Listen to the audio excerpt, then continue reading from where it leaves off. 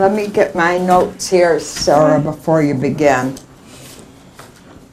Okay. All right. Are we going to begin? Okay. My name is Sarah Barsukoff. I'm here today, January 9th, 2003, with Mrs. Bernadette O'Connor. She was a surgical technician during World War II. Okay, first question. Do you remember what it was like during the Great Depression? The Depression? Mm-hmm. Yeah, empty cupboards. I was from a family of 13, and things were kind of hectic. Dad worked for the WPA, and there was very little money. When the war came, did you find that it was a relief economically? When the war came, did you find it was a relief economically? Well, I was working at the time, and I went over to find out the recruiting office about going in, and took the test, and I was accepted. And at that time, they were recruiting for medical personnel, and that was an incentive to me to join at that time. Prior to Pearl Harbor, did you think the United States was going to enter World War II? Was going to what? Enter World War II? Before, they kept putting it off and putting it off, and as finally when Pearl Harbor did happen, that was the answer: war. Yeah. Do you remember where you were on December 7th, 1941? No, I really don't. You don't?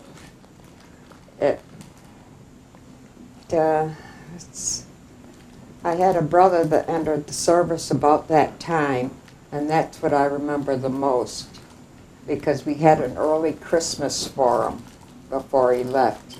He had joined the Marines. And that's about all that I really remember.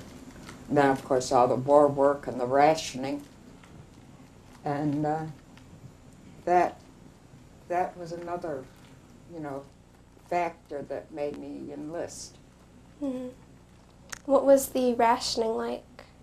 What was the rationing like? What was the rationing like? The rationings during the war? Where they cut down on what food you could get and how much. Oh, well, supplies. we were fortunate with a large family with the rationing. If we had the money, we had the food stamps in order to get what we needed. And because each person in the family had a book of stamps for the different food commodities. So we weren't hurting there. We were hurting for money. So what made you go into the service? What made you go into the service?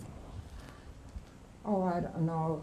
A lot of things. There were, because my brother was in, and well, I guess primarily I wanted to strike out on my own. Being the oldest of the family, I was like a second mother. I wanted out. When did you enter? It's in March.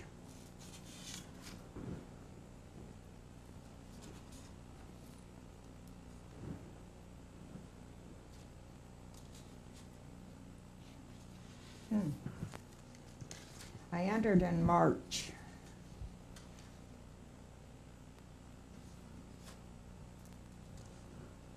I thought I had all these dates down. Was it 1945? It was in March of 45, I think.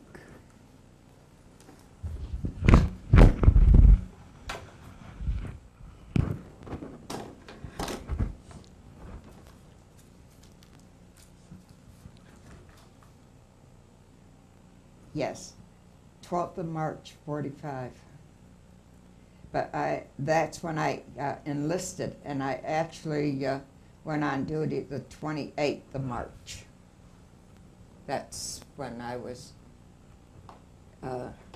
sent to Orbital. Hmm. How did your family feel about you joining the service? Hmm? How did your family feel about you joining the service? My father didn't like it. I got silent treatment. But the first furlough that I came home, we were talking with some people, and he came up, put his arm around my shoulder.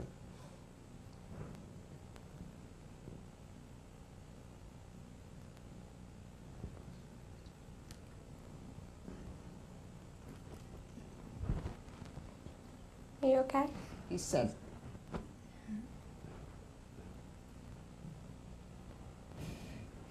"This is my daughter."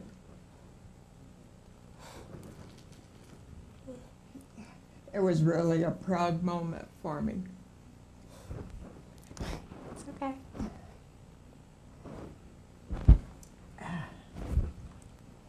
That never affected me like that before. Oh. It's okay. I'm all right. Okay. So, your relationship with your father grew after that moment. It was fine. Yeah, that's good. He just didn't want to lose his favorite daughter.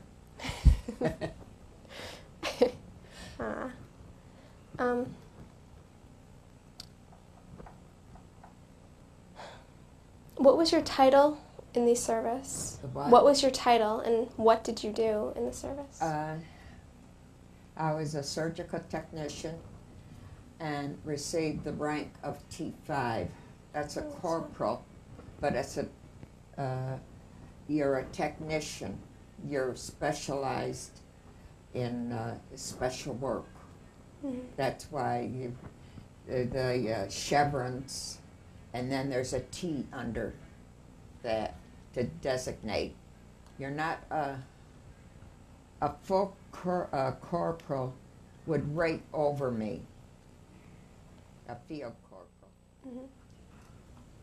But I worked in the hospital, took care of orthopedic patients. Primarily, when I first went to the hospital, we were assigned to work 1 week in one type of a ward, and then another week. Over 6 weeks, you were in different parts of the hospital, and then we were given a permanent assignment. Mm-hmm. And I was in the orthopedic. We treated osteomyelitis patients. That was infection of the bone. Oh. And our patients were right from the field hospital, so we had some that were in pretty rough shape. Where'd most of your patients come from? What areas? Most of ours came from the eastern seacoast, or European. Mm. We had a few that were from the western coast, but what they tried to do was put the patients in hospitals that were nearest their home so they could have their family come and visit them.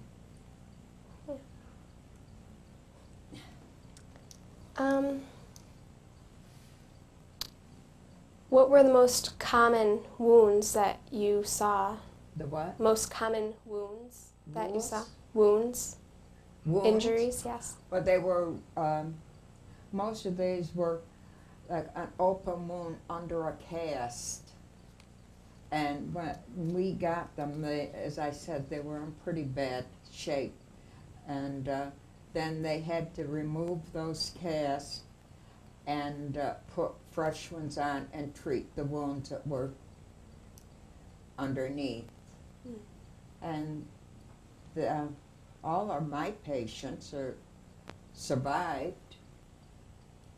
we had, there was one patient that was burned in a tank that exploded, besides being shot. And we called him a crybaby because he was always crying for morphine. And this one day, he was in his little act, and I went in and told the charge nurse, see, we couldn't handle narcotics, but the nurse, would prescribe it and give it to him. So she said, well, you wait just a minute and I'll give you the medication. So she gave me 2 little pills, or they were APCs, that's a glorified aspirin, and this one little one. So I went back and I gave it to him and quieted right down. And the fellows all around him said, oh, you get a little one? Yeah. That's codeine or whatever the painkiller was at the time. And I went back and I told the charge nurse, she was a veteran of overseas. She knew what was going on. She says, wonderful what vitamin B will do for you.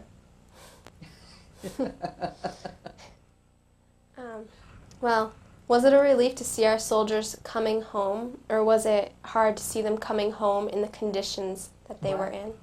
Was it a relief to see our soldiers coming home, or was it hard to see them coming home in the conditions they were in? No, it wasn't a hardship. I fell back into the regular routine, got a job. Well, I went back to the work that I was doing, because at that time, if you had been in service, your employer was bound to give you your job back. So I worked at that time for Kresge Company in Glens Falls, and I went back to work for Kresge's. And then I met my husband, and well, that was that.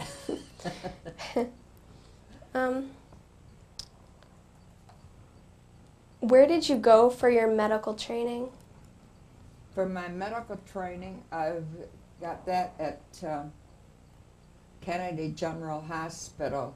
I had a sprinkling of it during basic, but just, the overall what you were supposed to be doing. And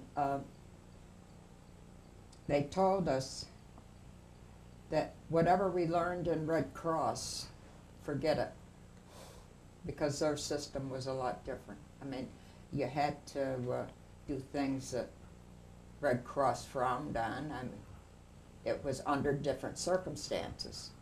But my real training was at Kennedy General Hospital in Memphis, Tennessee. You said you had a basic training? Basic training was in Fort Oglethorpe, Georgia.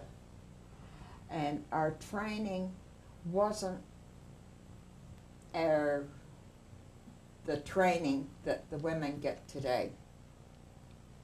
We were a separate unit, and our obstacle, we didn't have to go through the obstacle course. We did have to go through the gas chamber.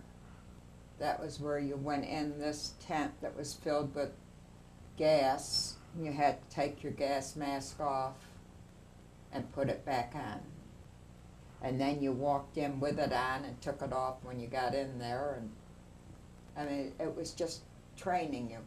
And the one command that we had where we stopped immediately without bringing the left foot forward was gas. You didn't take another step. Basic training Mr. was... Neese, please call the main office. Mr. Neese, please call the main office. Now that voice I can hear. I lost my train of thought. The basic training was filling you in on military procedures, marching, and going to class on different military operations. Mm-hmm. So, what other kind of things did you do in basic training besides the gas chamber? In basic? Mm-hmm. Well, as I said, we got just a sprinkling of the medical training. Yeah. But that was about it. Did you find a lot of the stuff that you learned in your medical training useful when you got to the actual job? What? Did you find a lot of the stuff that you learned in the medical training useful when you got to the actual job? Yes, and I have my notes yet, and I picked them up, and it was like reading Greek. If you don't use it, you forget it. Mm-hmm. And some of the things have stuck in my mind, like applying pressure to an open wound or things like that. And it has helped me with my children. And the only thing is, I can treat them, and afterwards, then I fall to pieces. What did you talk about in your spare time with your coworkers? In the service? Yeah. Men, what did you think? And where are we going to get a 3-day pass? Or this officer is so-and-so. And well, this other officer is, really great. And I mean, it was generally a talk that you would have with your best friend.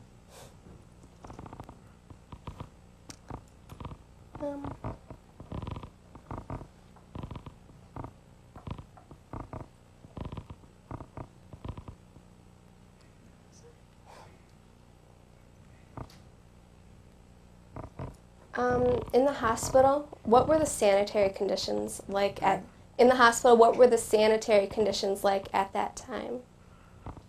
The what? Sanitary conditions. What were they like at the time in the hospital that you worked? The patient? The sanitary conditions. How clean How clean was the hospital? How big? How clean?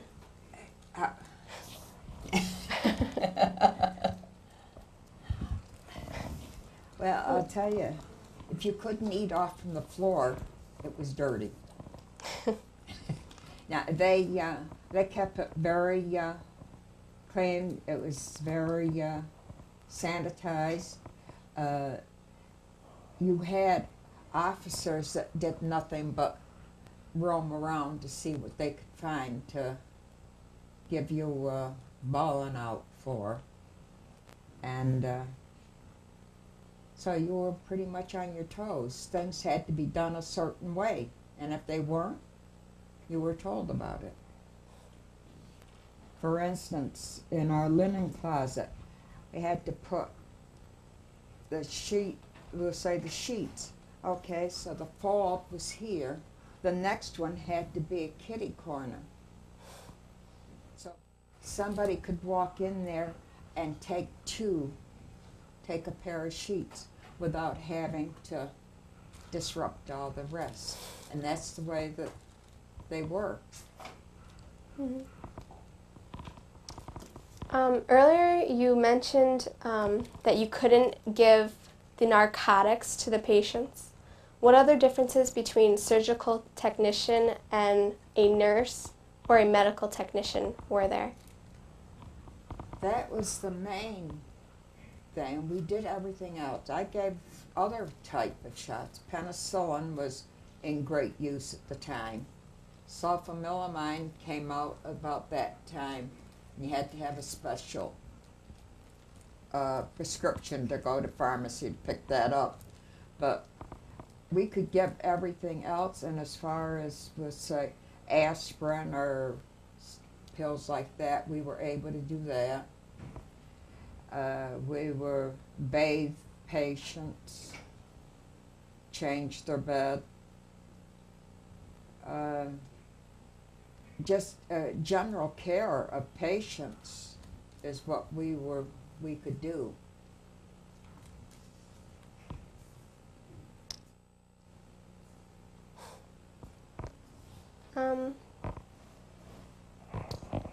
What was the income? Did you find it useful during that time? Or? Income. Yeah, the income for being in the service. You're not talking about money now. Well, a little, yeah. Well, it For- wasn't very much, I can tell you.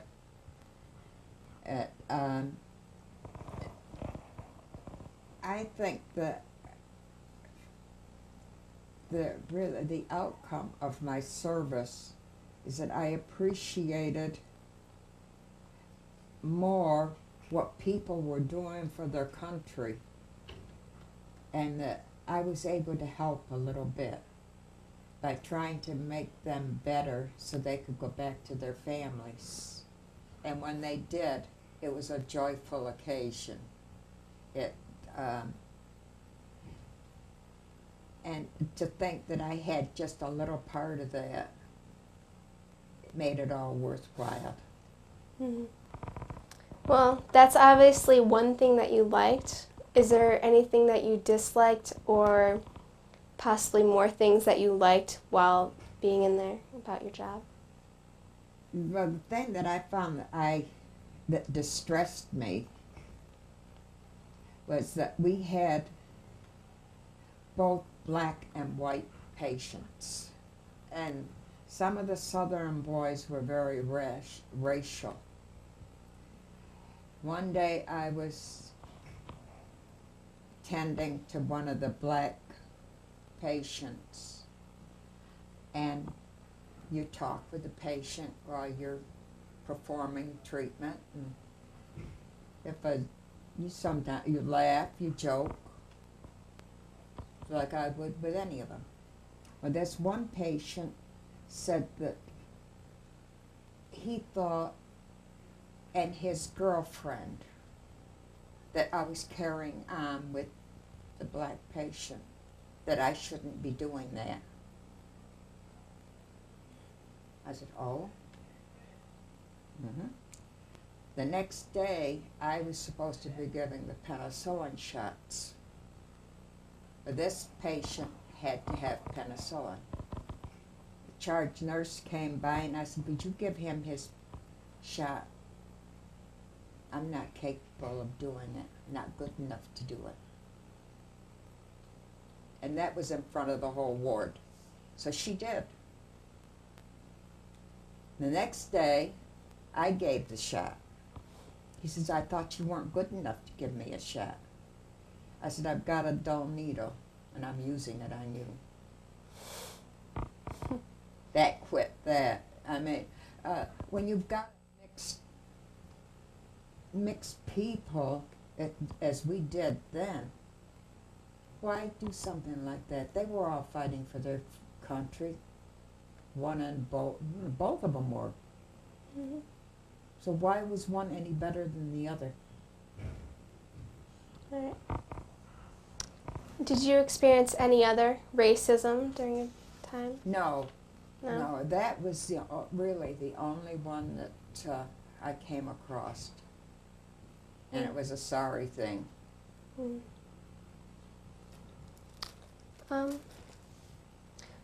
Are there any fond moments you remember from while working? Well, I think I've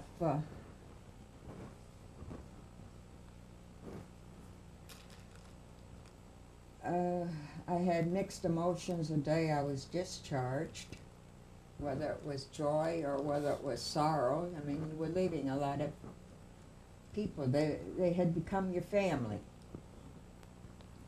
But then I came back to my own family, and I guess that was the answer. Mm-hmm. Did you develop like relationships, friendships with the patients? Not really. You,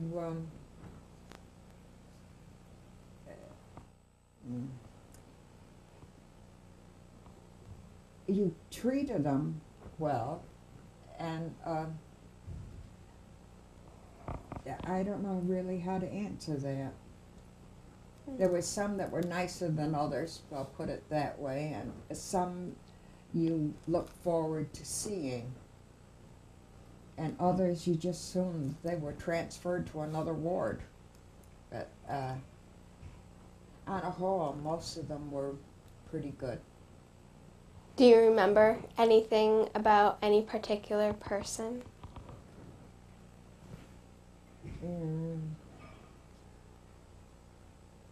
I shouldn't tell this, It's okay, go ahead. but we would take a shoebox into town, empty.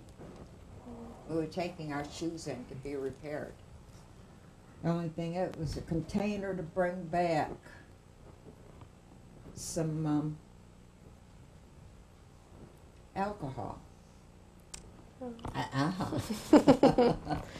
So this one patient, he was kind of special. He was in a private room, and he'd been in traction for quite some time, and so we asked this one charge nurse that I liked very much, and she was right down to earth, if it would be all right if we had a little party for him. You know, she says, if you keep it quiet, all right. So we went to town, we got our supply, we came back, and we had a little party for him. And I left the room.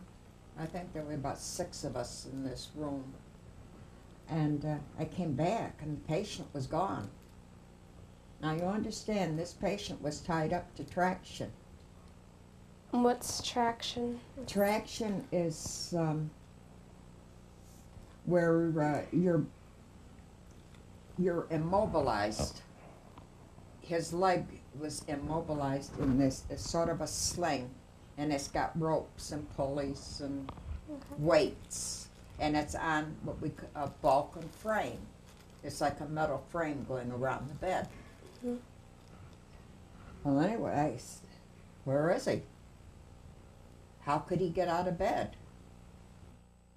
Well, we found out he was sitting on top of the Balkan frame, and I guess he was crowing like a rooster. And he was very happy. He was feeling no pain. And charge nurse came in, and she says, the end of the party, good night, everybody. So, I mean, another time, this patient, very good patient, very quiet, was all dressed to go out on leave, or, you know, like an overnight pass, or, and I had to take his temperature before he left, and his temperature was up to 104. He looked all right. So I went back and told the nurse. And she came back and she said, give me your clothes. Well, he says, I'm going out on pass. She says, no, you're not. You're a sick man. He says, I'm all right. Well, what he had done, and I knew what he did, he ran the temperature up. All I had to do is touch it to the end of a cigarette, and the thermometer would go up. Well, they got him to do that. And the nurse took his clothes, locked him up in the clothes room, and he didn't go out on pass. You know, that never happened on the ward again. It's funny.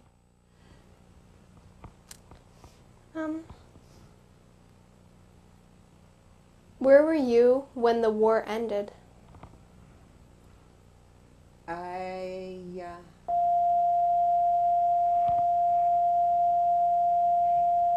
was in, let's see, I think I was at Kennedy, or I could have been down at Oliver General.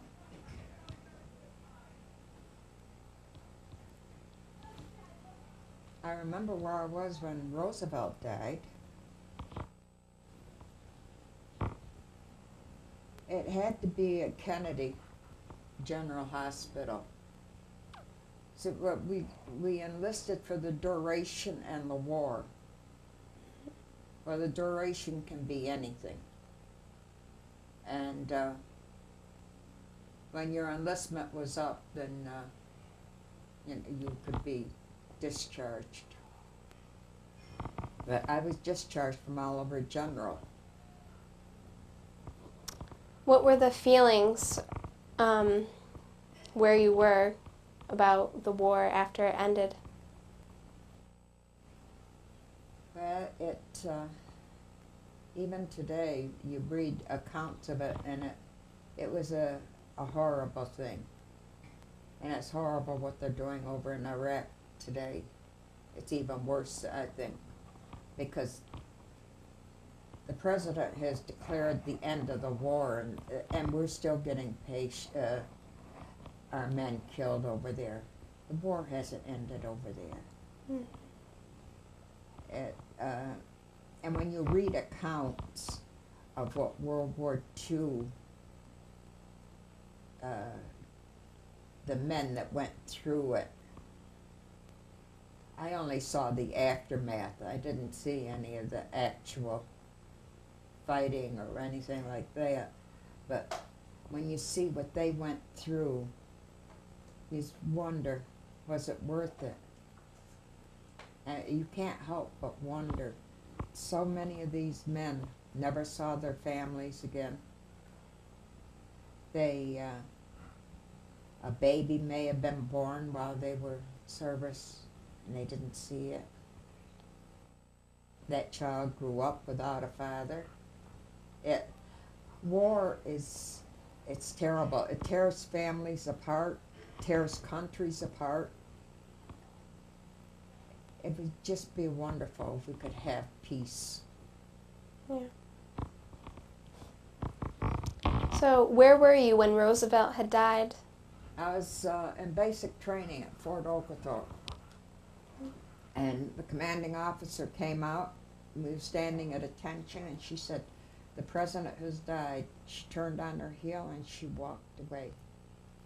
That was a moving moment, too. So, you just don't, there's nothing you can do. What were your feelings towards Roosevelt? I thought he was a good president. He was in for a long time, longer than any other president. And I think that a lot of presidents have tried to follow some of his footsteps. Yeah. How did the war change your living habits afterwards? The service, and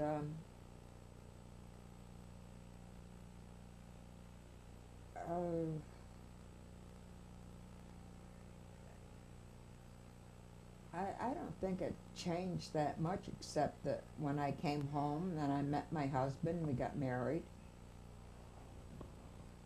See, I couldn't find a man down there, even though they were flat on their back. I had to come home to find them. But I think that's it. It didn't change anything, except, as I said, going into service and having brothers there. And I did have a brother that was wounded. How was he wounded? He was wounded over on Iwo Jima. He was in the Marine Corps, and he was in the medics, and he was shot. He received the Purple Heart, and he survived everything. Finally came home, married another Marine. All in all, I had 6 brothers in service covering World War II, the Korean, and the Vietnam War. What did you think about Truman's decision to drop the atomic bomb? About what? What did you think about Truman's decision about the atomic bomb? It was a way to end the war. And the Japanese at that time were cruel to our boys that they captured. They did terrible things to them. And it was too bad that civilians had to suffer. But if that was the way to bring Japan to their knees, it needed to be done. War is war. And there's, you can't change that. And in other words, it's an eye for an eye and a tooth for a tooth. What do you think people today should remember about World War II?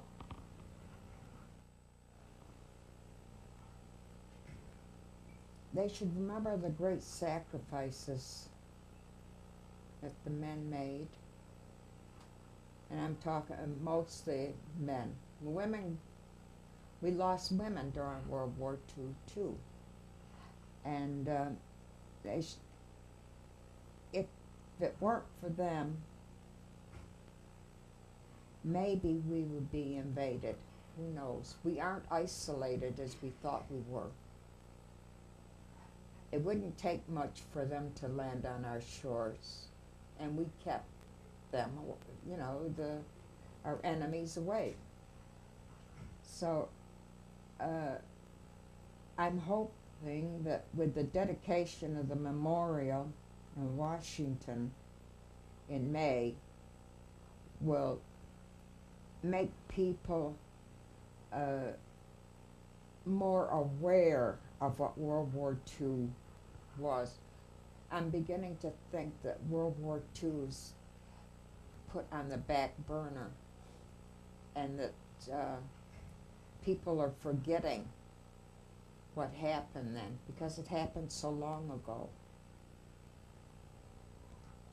And it's time that we were recognized, and they're finally doing it. They built all these other memorials, and here it was World War II that really brought everything to a head. The first one was the Vietnam Memorial, and then the Marine Memorial. I will say the Korean Memorial in Washington is the most outstanding and moving memorial that I have ever seen. It made you feel that you were on reconnaissance with these men. The expression on their faces was, they were looking over their shoulders. The enemy was coming. And I really think that was one of the most impressive ones, even though the women have got their own memorial now. The Korean one really outshines, I think, all of them. I'm hoping World War II memorial will outshine all of them put together. Did you get any benefits from the government after you served? New York State gave me a small bonus when I came home, and that's about it. I have a small veterans pension now, but that is because of low income.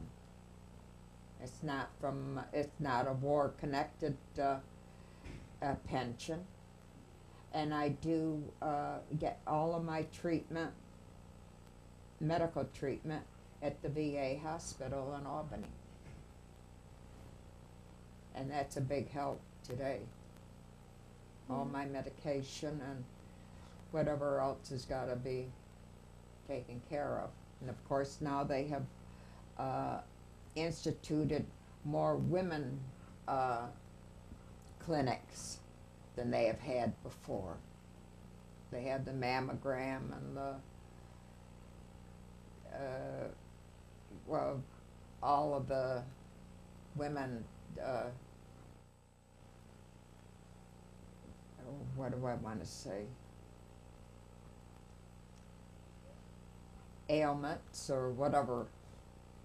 And they are progressing much more to take care of women. Being that you were an adolescent during the time of the war, do you feel that you lost any of your childhood? Maybe you grew up too fast? No, I think I've gained. You're more aware of the world around you and the change that maybe you helped to make. Maybe it was only in a very small way. But now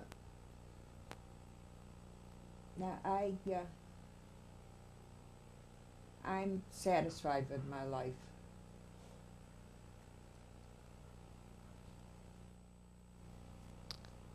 How do you feel about the enemy today? About the what? The enemy today? The enemies? Japanese and the Germans.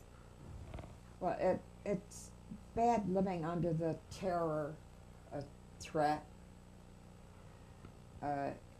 You don't know when you get on a plane, are you gonna stay in the air?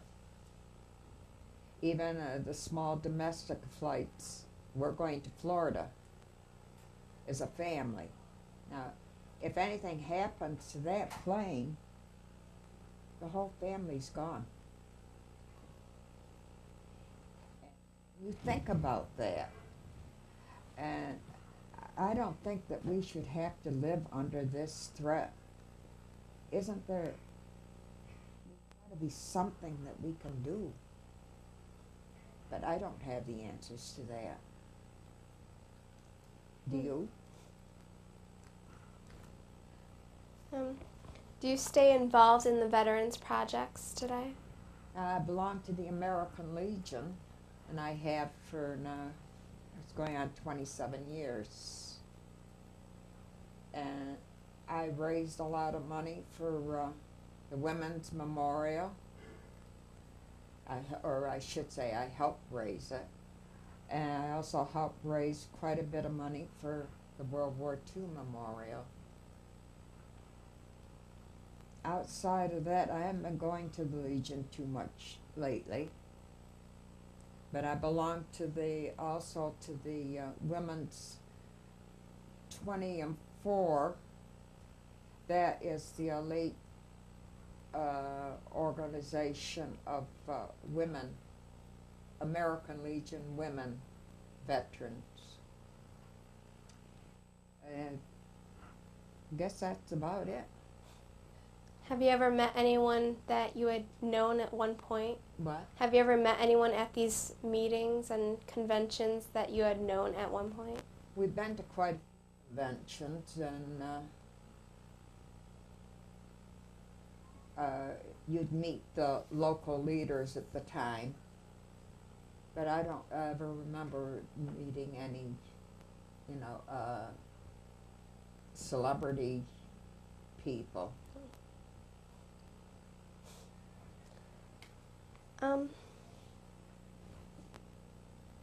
Well, that's about it for me.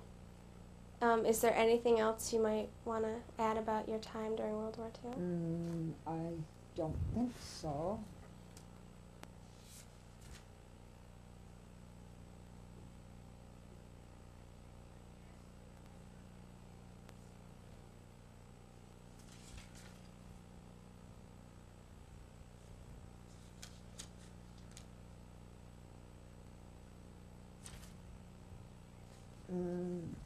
I guess not. The only thing I can say is if I made soldiers' life a little more comfortable when I was taking care of them, that was all the things that I wanted. And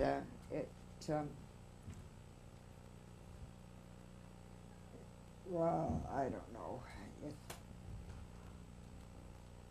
You wonder if what you did had any impact on the patients. And you wonder what became of them after they were sent home or something. I often think of some of them. I have some of their pictures and wonder, what are they doing today? Maybe they're wondering what I'm doing today. That's the way it is. And I'm glad I'm not in the Army today. I don't think I'd like the regiment. I don't think I could take it. You know, the men and the women together, and I liked the way that it was when I was in. That's it. Okay, well, thank you for coming in. You're welcome. Yep, thank you very much. Now, you're related to Charlie Jones. Do you know Charlie Jones?